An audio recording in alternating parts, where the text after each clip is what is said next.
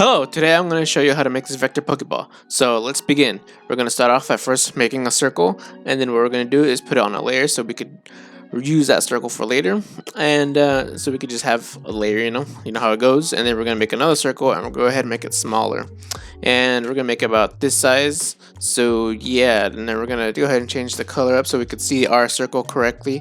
We're going to go ahead and make it that red color for the Pokeball, for the top part of the Pokeball. And then we're gonna go ahead and duplicate one of our other circles, and then we're gonna go ahead and just change the color to gray for that little gray piece of the inside of the Pokeball. And then we're gonna go ahead and change the other circle to white, and then we're gonna make another circle and make a stroke for that, and then make it smaller, and then we're gonna group all those together and go ahead and make them, just adjust the size so it can look more like the Pokeball. And so once you have that going on, we're gonna go ahead and we're gonna go move it over here because we want the Pokeball to kind of face, instead of looking straight at us, we want it to face sort of an angle. So now we're gonna go ahead and make those gray little side pieces of the Pokeball, and we're gonna do that by just drawing in the rectangles instead of making our own, like making the normal rectangles, because we could have a little bit more freedom with this and to manipulate to the shapes of them. And then we're gonna go ahead and duplicate that one and the first right rectangle and put it on the left, and we're gonna go make it short because again the Pokeball is gonna be facing away from us towards looking at the top left. And so when we do that, we're gonna go ahead and just duplicate the main red shit circle. So we're gonna go ahead and stroke it up, put it at the very top of the layer and put a stroke on it. And now we're making the bottom piece of the Pokeball, so we're gonna go ahead and just cut the that red circle in half so we can color the bottom piece of the Pokeball to the white color that it is. We're not gonna go like a full white. It's gonna be like about like a little grayish, just so it doesn't blend in too much of the background, and because we don't want a completely white thing, because things aren't perfectly white. And so now what we're doing is we're just staring at our screen blankly. I forgot why I'm just staring at my screen, but yeah, we are. So we're gonna go ahead and just start manipulating this little gray piece of the Pokeball, and we're just making it look more dynamic here so it doesn't look so boring and plain, I guess. This one I had a little trouble doing because I didn't have a really good reference of how the Pokeball would look facing that direction, but so we're just kind of guessing on how it would look based on how sphere things look when turning away from you. And so I just, playing with this nose for a little bit until it looked good to me. And what I did was group them, get all of them and change them into a darker gray because, the Pokeball is a little bit darker gray. And then we grouped them all together, we united them together, and now we put out that main stroke for that little piece so it could stand out.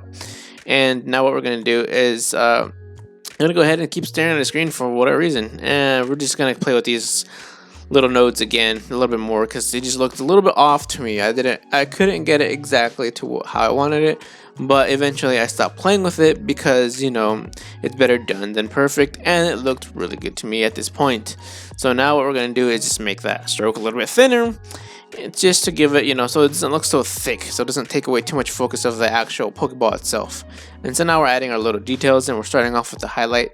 And that circle that I just placed right at the corner, at the top right corner of my screen, is my light source. It helps me figure out where the shadows and highlights are going to be hitting the hardest, and just to remind me that the light source is there and to not make highlights and shadows in weird spots.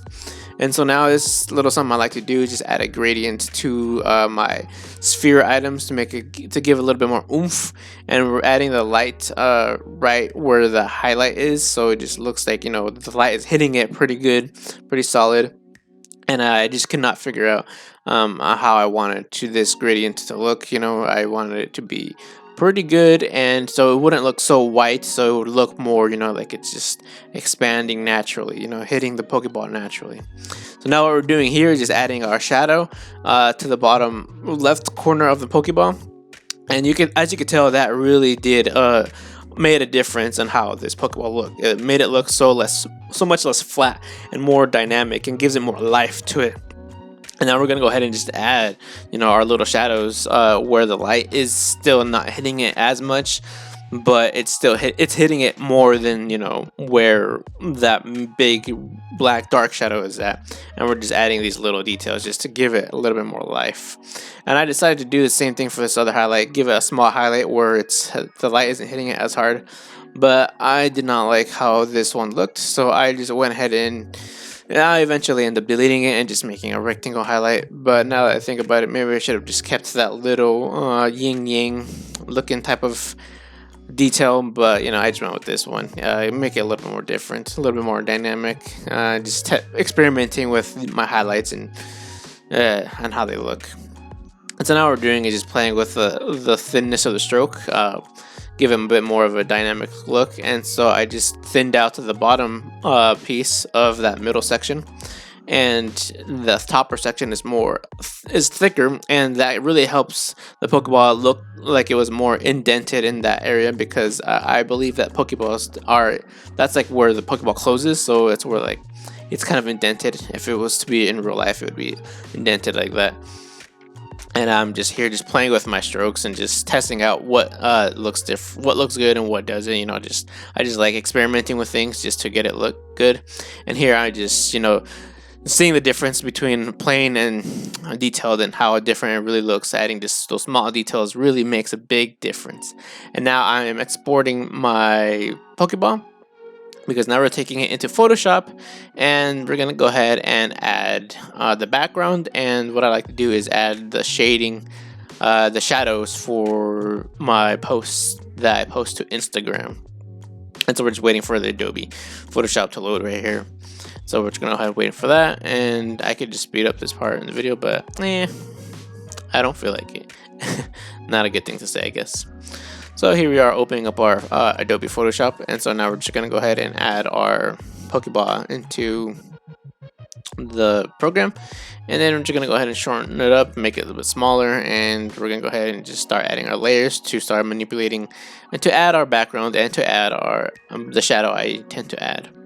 So here I am about to add the background color. I started doing gradients a little bit ago, because I liked how the gradient looks instead of just this plain simple background, a solid color background. And here I am just playing with my gradients. My wife was in the room with me at this time, and she was kind of just saying what looked good and what looked better. And it's always good to have a second pair of eyes when making things, because sometimes you just start getting a little tired of seeing the same thing over and over and just playing with it yourself. And having that second pair of eyes really does help. And then she was saying that I should start doing it from like the corners or from the sides, just to give it a look, because it looks like it was like being thrown in the air that way. And so I go ahead and just add the shadow underneath the Pokeball from where the light would hit it. And yeah, that's pretty much it, you guys. Thanks for watching, and please comment, like, and share, and subscribe, and I'll see you next time. Bye.